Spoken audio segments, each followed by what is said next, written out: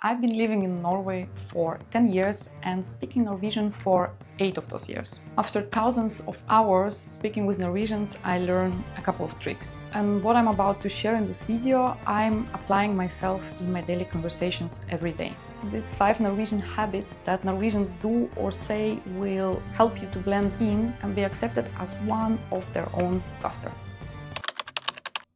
For the warm-up, the first tip without which you shouldn't even start speaking with someone is smile. This is a tip mostly for my East European part of audience, which I'm also from. In Russia, we say that smiling without a reason is a sign of stupidity, but not in Norway, okay? I can't recall a single time someone didn't smile at me during a conversation. Even when I lock my eyes with strangers in public, it's always a smile. Maybe I just haven't met grumpy people in Oslo. After a couple of years living in Norway, I was visiting my hometown, St. Petersburg, and as I was taking subway, I noticed that people looked at me weirdly. I realized that my face already adjusted to smiling in public, and nobody around me understood why I would smile. Then I looked across the subway train and I saw people's faces. Absolutely no one smiles. There are a lot of emotions going on, sad, serious, some are angry, but no smiles. It just triggered me so hard that I need to control my facial expressions so people don't get triggered by me. I bet other countries aren't as smiley by custom. In fact, comment if it's typical in your country to smile, and do you usually smile when you talk? So yeah, smile is huge in Norway, and if you still didn't learn how to vocalize and how to sing talking like other natives do, then at least you can smile.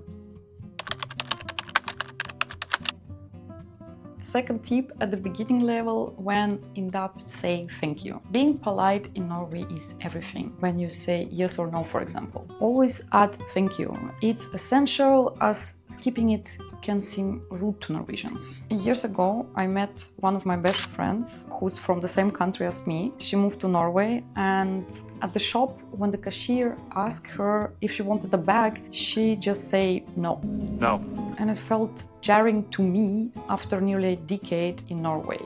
And if it feels off to me, then it definitely does to Norwegians. Always say nei takk or ja takk. Thank you for food is a must after you eat, no matter if you were the cook or someone else. Takk for maten. Takk for maten, it's more about saying grace for being able to have food and enjoy it. So when you get up from the table, always takk for maten. Takk for meg. When you're leaving someone party, for example, takk for tur. If somebody drives you, thank you for the ride. Takk for I dag, that's, you can hear very often, thanks for the day. It's after you finish your work or your study. Takk for maten. Takk for I dag. Takk for meg. Takk for sist. The only exception here is takk for alt. You can translate this as thanks for everything. This one you need to be careful with. In Norway, it's reserved for like funeral situations. So yes, keep in mind, thank you. And the tip number 3 will be, don't be afraid to ask for clarification. Don't be afraid to ask again if you don't understand what other person is saying. Norwegians never get annoyed by that. In Norway, there's like 1,000 different dialects, and a native Norwegian from Oslo can easily not understand the dialect from the Norse. I have no idea what you just said. They're always asking to repeat or explain again, so there is no shame in it. Simple, like hva du sa nå? What did you say now? Or kan du gjenta? Translates as can you repeat? This will do. So this was my mistake a lot when I first came to Norway, because in my culture people get annoyed if they need to repeat something. Is there one? Oh, for God's sake. And you don't ask again to not come across as stupid, so we grow up with this kind of shame of asking to repeat something. First year in Norway, I was just smiling and nodding a lot, and then of course I got in trouble sometimes because I was not sure what people wanted from me. So tip number 4 is slightly more intermediate. It's to use polite phrasing for requests. So once you're comfortable with questions in Norwegian, we can elevate the politeness and use a more formal form when you want to ask something. For example, kunne jeg fått it means could I get instead of kan jeg få, can I get. Best practice when you stand in a cashier in supermarket. Need a bag? Say, kunne jeg fått en pose? Or for example, kunne jeg fått en like på videoen min?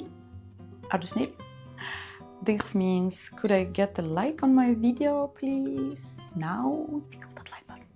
I know that in the beginning of the way it can be hard, but I would suggest you replace the word can with word could. Norwegians love politeness, and you will come across as more Norwegian when you use that form. As a bonus, if you add du snill in the end, du snill, it's be so kind, it will seal the deal. Kunne jeg fått en pose? Du snill?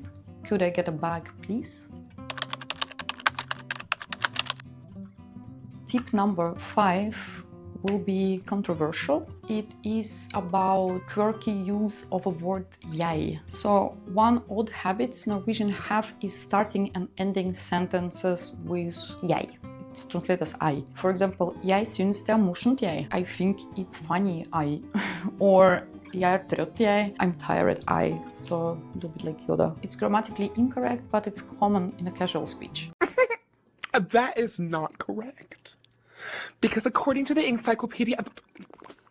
After some time, I started doing it too. Norwegian speech has quirks that not always make sense, but they make you sound more native. It's like in UK when someone asks you, how are you? It's greeting, not actual question, and you don't need to start answering it. In this video here, I talk about a bunch of other things about Norway and Norwegian society, so if you want to dig deeper with me, click on it now. Tusen takk for at dere følger meg og alt sånt, og ha det bra!